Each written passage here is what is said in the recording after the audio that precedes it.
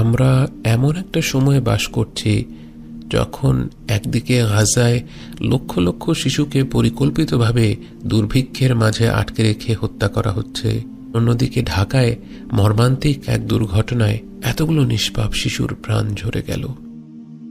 এই গোটা পৃথিবী যেন পুড়ছে, আর এই আগুন আমাদের ভাষা কেড়ে নিয়েছে। যারা তাদের সন্তানকে হারিয়েছেন তাদেরকে সান্ত্বনা দেওয়ার মতো ভাষা আমাদের নেই। তাই আমরা আমাদের প্রিয় শেখ শহীদ রমাদান আল বৌতি রহেমাহুল্লাহর কিছু কথা সবাইকে স্মরণ করিয়ে দিতে চাই।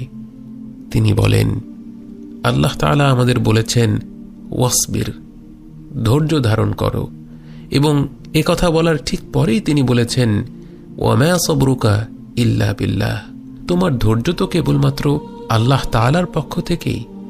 তাই যখনই নিজেকে দিশেহারা মনে হবে, অন্তরটা খাঁ খাঁ করতে থাকবে, মনে হবে ভেতরটা যেন চূর্ণ বিচূর্ণ হয়ে গিয়েছে, মনে রাখবে যে সত্যি তোমার কোনোই ক্ষমতা নেই।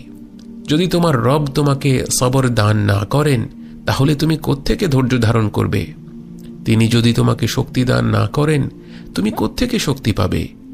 এই সব কিছু, তোমার সমস্ত মনোবল, ধৈর্য এবং স্থিরতা সবই একমাত্র আল্লাহর পক্ষ থেকে আসে। লা হাওলা ওয়ালা কুওয়াতা ইল্লা বিল্লাহ, আল্লাহ ছাড়া আর কারো কাছে কোনো শক্তি বা সামর্থ্য নেই। হযরত দাউদ আলাইহিস সালামের সৈন্যরা বলেছিলেন, রব্বানা আফরিগ আলাইনা সাবরান, হে আমাদের রব, আমাদের উপর সবর বর্ষণ করুন। যেন সবর একটি রিজিক, আকাশ থেকে নেমে আসা এক দৌতিক প্রেরণা। ঠিক যেভাবে বৃষ্টি পৃথিবীকে সজীব করে তোলে, ঠিক সেভাবেও সবরও এক প্রকার রিজিক। কিছু রিজিক আমাদের দেহে প্রবেশ করে আমাদের পুষ্টি যোগায়, আর কিছু রিজিক যেমন সবর আমাদের অন্তরকে আবৃত করে, এক অদৃশ্য দুর্গের মতো আমাদের সত্তাকে রক্ষা করে।